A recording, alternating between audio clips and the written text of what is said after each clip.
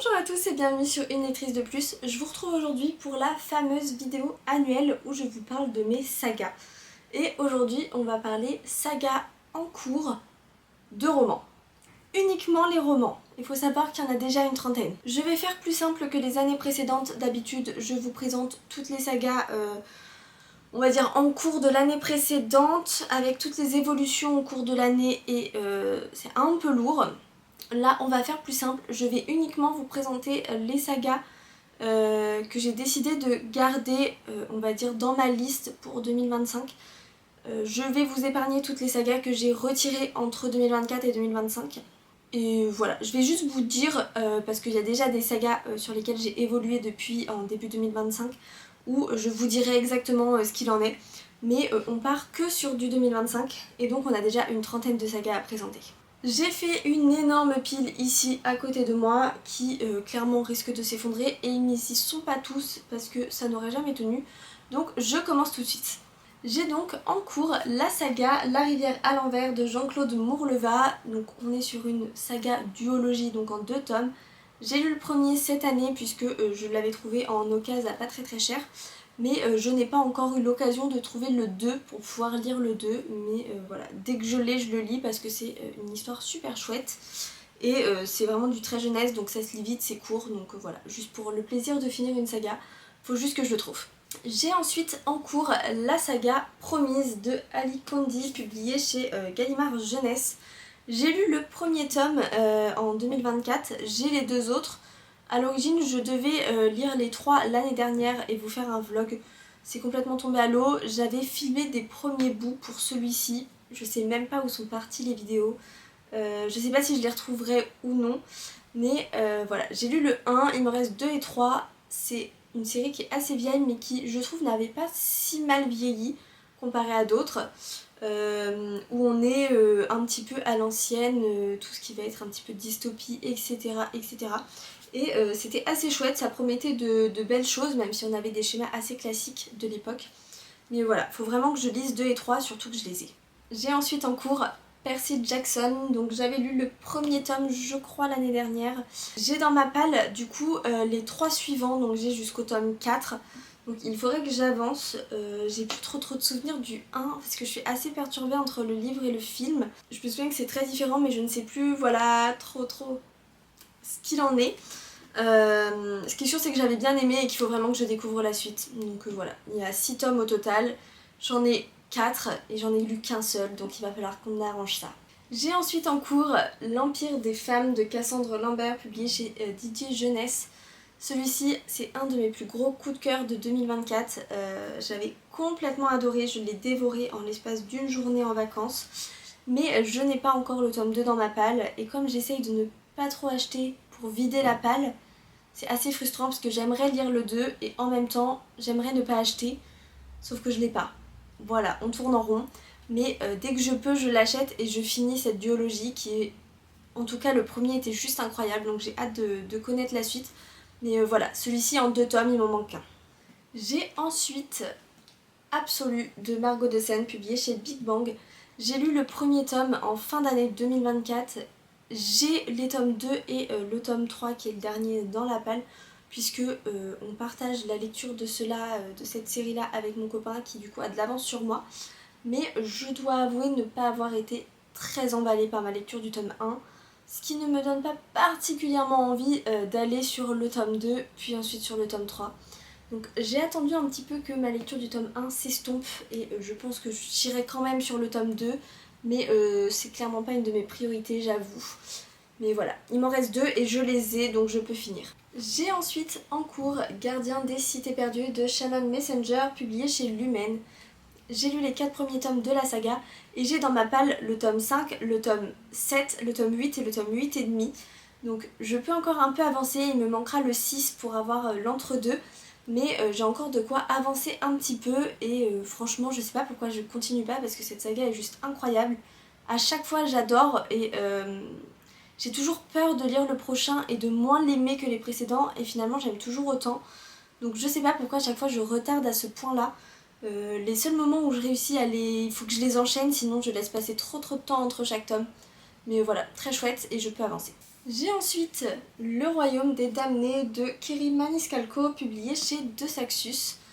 Là, j'ai lu le premier tome, je crois, il y a 2 ans. Oui, c'est ça, il y a 2 ans. J'ai lu le deuxième tome, du coup, en 2024, l'année dernière. Et donc, il me reste le troisième tome de la trilogie à lire, que je vais lire cette année, c'est sûr. J'avais eu un gros coup de cœur pour le premier tome, et j'avais trouvé le deuxième très en dessous. On n'était plus du tout dans le même mood, et du coup, ça m'avait un petit peu refroidi. J'avais un peu peur de ce que le 3 m'annonçait, même si la fin du 2 remontait un petit peu la note. Donc voilà, il faut que je me lance, je l'ai, mais j'ai un peu peur.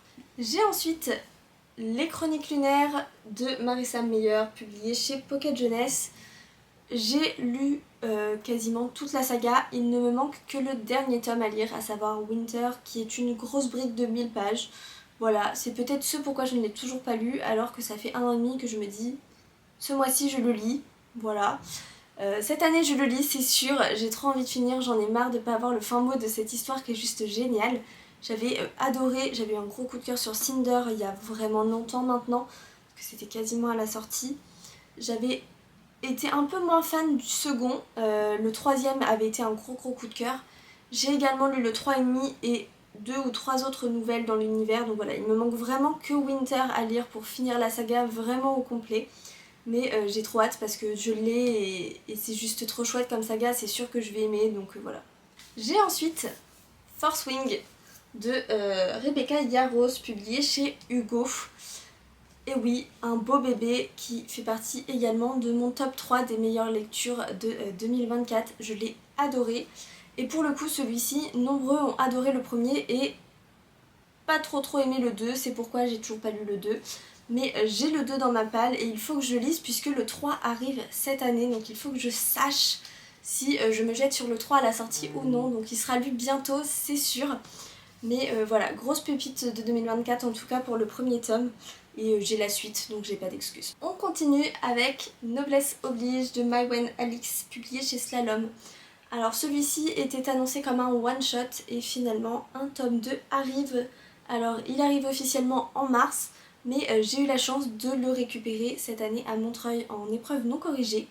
J'ai donc la chance de pouvoir le lire un petit peu en amont de sa sortie, chose que je n'ai pas encore faite, mais que je prévois de faire dans les prochaines semaines parce que j'avais tellement adoré le premier tome, top 3 de mes lectures, et d'ailleurs c'est même le top 1 de mon année 2024.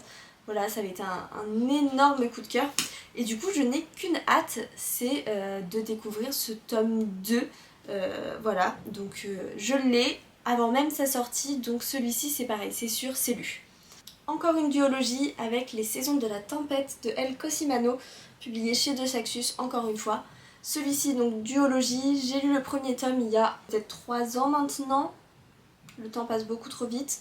J'ai le tome 2 depuis la sortie et je n'ai toujours pas lu le tome 2.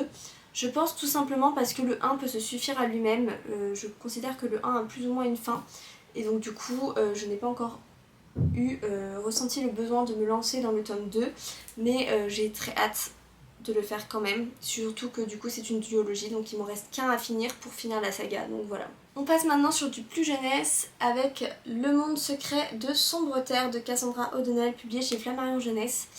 Celui-ci j'avais trouvé donc le 1 d'occasion que j'ai lu l'année dernière je crois, ou il y a un an, je ne sais plus. Ce qui est sûr c'est que j'ai adoré, de toute façon j'aime toujours ce qu'écrit Cassandra O'Donnell, mais ce format-ci est difficilement trouvable aujourd'hui et ils ont fait une réédition de la saga en intégrale directement sous le nom de Sombre Terre tout seul. Donc je me tâte à directement racheter racheter l'intégrale plutôt que de chercher et de galérer à trouver ces formats-là. Donc voilà, c'est la grosse interrogation. Mais ce qui est sûr c'est que dès que je peux, je lis la suite, je crois que c'est en 3 tomes. Et enfin voilà, c'est du petit jeunesse, c'est même pas 200 pages, il y a des illus, donc ça se lit vachement vite et c'est très chouette. Encore du Cassandra O'Donnell avec Malenfer, donc toujours chez Flammarion Jeunesse. J'ai lu les 4 premiers tomes sur les 8 sorties au total, donc voilà, il faut que je trouve juste les 4 suivants, mais je vais essayer de les trouver plutôt en occasion, parce qu'ils ont quand même un petit peu d'années, donc ils sont assez facilement trouvables normalement. Mais voilà, encore une série très chouette et c'est pareil, c'est du jeunesse, ça fait 200 pages donc ça se lit assez vite une fois que c'est d'entrer dans la palle, donc il faut juste les trouver. Nous avons ensuite Sous les étoiles de Blomstone Manor de Mary Orchard, publié chez Casterman. Alors là c'est pareil, c'est pas vraiment une saga puisque celui-ci était annoncé comme un one shot et finalement ils ont publié un préquel de l'histoire, donc c'est dans le même univers donc ça compte comme saga. J'ai le préquel dans ma palle depuis quelques mois, il faut que je lise pour finir la saga du coup, mais pareil ça devrait être fait cette année sans trop de soucis. On est sur du assez jeunesse, c'était très chouette comme lecture, j'en garde un très bon souvenir. Faut juste que je prenne le temps de commencer finalement l'autre parce que je sais que je vais adorer, mais il y a beaucoup trop de livres qui me font envie. Encore un de Saxus avec L'Ascension de Camelot de Kirsten White, publié du coup chez De Saxus. Ici c'est encore une fois une trilogie, j'ai lu le premier tome au moment de sa sortie, ça doit bien faire 4 ans, peut-être même plus, j'ai un doute. À la sortie, j'avais lu le tome 2, alors pas aussitôt à la sortie, mais un petit peu après, voilà. Et j'ai le tome 3 qui attend depuis sa sortie dans ma palle, que je n'ai toujours pas lu. J'avais eu un avis assez mitigé sur le 1, parce que notamment la traduction était pas très bonne. Mais voilà, ils avaient retravaillé pour la suite. Le tome 2 avait été très bon, j'ai un très bon souvenir et une très belle lecture. Mais voilà, je ne me suis pas encore lancée dans le tome 3, me demandez pas pourquoi, j'en sais rien. Mais je l'ai, donc je peux finir. J'ai ensuite, depuis plusieurs années, si vous regardez mes vidéos depuis un moment, vous l'avez déjà vu passer, la série Mercy Thompson de Patricia Briggs chez Milady. Voilà, là on est plutôt sur du loup-garou. On est sur des formats poche, je suis beaucoup moins fan des formats poche. Les seuls livres poche que j'ai quasiment, ce sont les éditions Milady, parce qu'en fait, ils existent quasiment que dans ce format-là. Je vois jamais de grands formats Milady sur ces collections-là, c'est trop bizarre. Mais voilà, j'ai lu les 2 premiers tomes et j'ai les 5 premiers de la série dans ma palle, sachant que je crois qu'ils sont arrivés aujourd'hui à 12 ou 14. Voilà, j'ai beaucoup de retard. Mais à chaque fois que j'en lis un, j'adore pour le coup, vraiment l'univers change de ce dont j'ai l'habitude et j'aime beaucoup les personnages qui pareil sont un peu différents. Donc voilà, gros coup de cœur à chaque fois, mais je prends pas le temps de les lire. Une saga qui va être finie cette année, c'est certain, Blackwater de Michael McDowell, publié chez Monsieur Toussaint Louverture. J'ai lu du coup les 4 premiers tomes, le premier il y a 2 ans, les 3 suivants l'année dernière avec mes copines puisqu'on fait des lectures communes sur chaque tome. On a déjà lu en début d'année le tome 5 et donc il nous reste le tome 6 pour finir qui sera sûrement lu sur le mois de février. Donc voilà, c'est certain, ça va être fini, c'est pareil, c'est des tout petits livres, ça se lit vite, ça se lit bien et c'est ultra addictif, donc voilà, il y a peu de suspense, lui c'est sûr, je finis. J'ai ensuite la saga Le Cercle des Veilleurs de Sarah Andress, publiée chez Gallimard Jeunesse. J'ai lu le premier tome l'année dernière et j'ai du coup reçu en concours, je crois, je ne sais plus, le tome 2 de la saga qui est sorti en fin d'année. Mais j'avoue ne pas avoir ultra accroché avec le premier tome, donc je me tâte un petit peu quant au tome 2. C'était annoncé comme du très jeunesse et les personnages sont très jeunes, mais je trouve l'écriture ultra lourde et donc du coup on est loin du jeunesse que j'imaginais et du coup de la facilité de lecture qu'on a normalement avec un jeunesse. Donc voilà, j'avais été un peu déçue, ce qui fait que je ne me suis pas encore lancée dans le tome 2 parce que j'avais trouvé la lecture de celui-ci ultra longue et ultra lourde. Donc voilà, mais ils sont à 2 tomes aujourd'hui et il me reste que le deuxième à rattraper. J'ai ensuite Né à minuit de Sissi Hunter, publié chez Michel Lafon. Et alors là c'est quand même un carnage, ça fait des années que j'ai ces livres dans ma palle, et quand je dis des années ça doit faire 15 ans. J'ai lu le tome 1 il y a peut-être 2 ou 3 ans maintenant. J'ai lu aujourd'hui du coup les 3 premiers tomes, il me reste donc les 3 derniers. Mais en fait c'est une série particulière parce que je la trouve pas particulièrement bonne. Voilà, à chaque fois je trouve que c'est un peu long, c'est pas incroyable.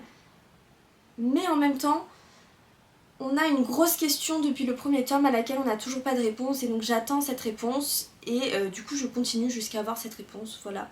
Donc je vais essayer d'avancer au moins d'un tome cette année, ce serait l'idéal et puis bah encore mieux de finir carrément, donc on va voir comment je réussis à avancer mais ça fait partie de mes objectifs. J'ai ensuite encore un Milady avec Les Gardiens de l'Éternité de Alexandra Ivy. Et là ça c'est pareil, c'est des formats poche qui sont assez chargés au niveau de la mise en page, je suis beaucoup moins fan. Mais pour autant les histoires à chaque fois me plaisent énormément. Donc sur cette série là j'ai lu les 5 premiers, il m'en reste 3 à lire dans ma palle. J'ai jusqu'au tome 8 dans ma palle et je crois qu'ils sont à pareil plus d'une dizaine de tomes sortis sur la série. Voilà, donc j'ai encore pas mal de retard. Je sais pas si j'irai au bout. Je pense que ces séries là je vais déjà à minima lire ceux que j'ai et je verrai après à ce moment là, parce que c'est vrai que ça demande pas toujours d'avoir la suite. Je sais que sur cette série-ci notamment on change de couple suivi, de personnages suivis à chaque tome, même si on retrouve ceux des précédents à chaque fois en fond. Mais du coup je j'irai sûrement pas au bout, mais au moins lire ceux que j'ai dans ma palle, ce serait chouette. Quand il y en a plus, il y en a encore. J'ai donc la duologie Les Anges Mécaniques de Karina Rosenfeld, publiée chez Gulfstream Éditeur. J'ai adoré le tome 1, j'ai eu un gros coup de cœur pour le tome 1 tout simplement parce que c'est une histoire qui change de ce dont on a l'habitude, c'est ultra original, donc j'avais adoré. Et du coup j'ai le tome 2 dans ma palle depuis quelques mois, je l'ai eu pour mon anniversaire et je n'ai pas encore eu le temps de le lire, mais c'est pareil, celui-ci c'est une duologie, il me reste que celui-ci à lire pour finir. Donc objectif, en finir un max avec tous ceux que j'ai déjà. J'ai ensuite découvert L'éveil des sorcières de Cordelia, publié chez Scrinéo. On est encore sur du très jeunesse, c'est en 3 tomes. J'ai que le tome 1 que j'ai lu cette année, que j'ai adoré. Et du coup, c'est un peu comme les Cassandra O'Donnell.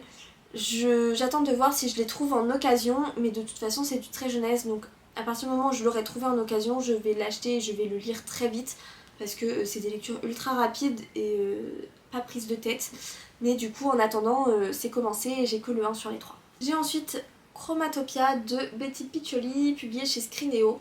Là c'est un peu comme Sous les étoiles de Bloomstone Manor. On est sur un séquel, si je dis pas de bêtises, ou en tout cas un deuxième livre où on va retrouver un personnage de celui-ci, mais ils peuvent se lire indépendamment normalement. Voilà, j'avais adoré celui-ci quand je l'avais lu, je l'avais trouvé ultra original, j'avais jamais lu de livre dans cet esprit. Le deuxième est sorti quand même assez longtemps après, voilà, mais du coup j'avais adoré les personnages, donc j'ai très envie d'en savoir plus et de découvrir finalement ce qu'il devient. Donc voilà, pareil, du coup il m'en reste qu'un à lire, donc ça devrait être faisable. J'ai ensuite découvert Néo de Michel Bussy chez Pocket Jeunesse. Alors ceux-là, je les ai en physique dans ma palle, enfin dans ma bibliothèque, mais je les ai écoutés. Donc j'ai le tome 1 et le tome 2 dans ma bibliothèque que j'ai écoutés tous les deux en livre audio. Je trouve que pour le coup le livre audio est vraiment très bon sur celui-ci. Ça marche pas à tous les coups et j'ai adoré. Et du coup le tome 2, j'ai eu beau l'avoir en physique, j'ai préféré l'écouter comme j'avais fait avec le 1 plutôt que de le lire en papier. Et voilà, je sais pas si j'aurai le même plaisir à le lire en papier ou non du coup, mais j'ai vraiment accroché avec les voix. Et donc il faut que je trouve la suite en physique et en audio, puisque je lirai la suite en audio, c'est sûr, puisque voilà, j'ai les voix imprégnées dans mon cerveau. Mais voilà, très bonne saga, et donc il y en a 4 au total, et je suis à 2 sur 4. J'ai ensuite Inheritance Game de Jennifer Lynn Barnes, chez Pocket Jeunesse encore une fois. Ici, la série est aujourd'hui, si on prend tous les tomes sortis dans l'univers, à 6 tomes. J'ai lu les 2 premiers, j'ai le 3e qui a rejoint ma palle en fin d'année pour Noël. Donc j'en ai encore un à lire que j'ai déjà pour avancer.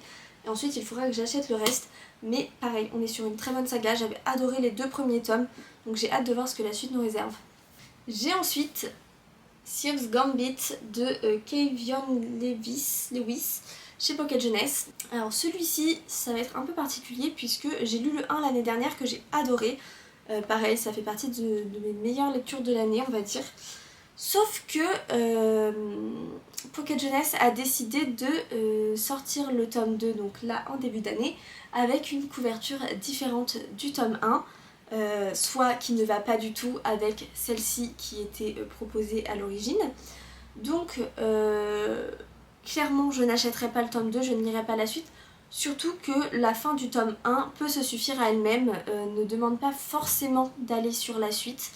Donc je vais clairement rester sur mon avis très positif du tome 1 et ne pas du coup aller sur le tome 2 parce que y en a marre de changer les couvertures comme ça tout le temps. Et autant après 10 ans vouloir refaire une couverture, je peux comprendre.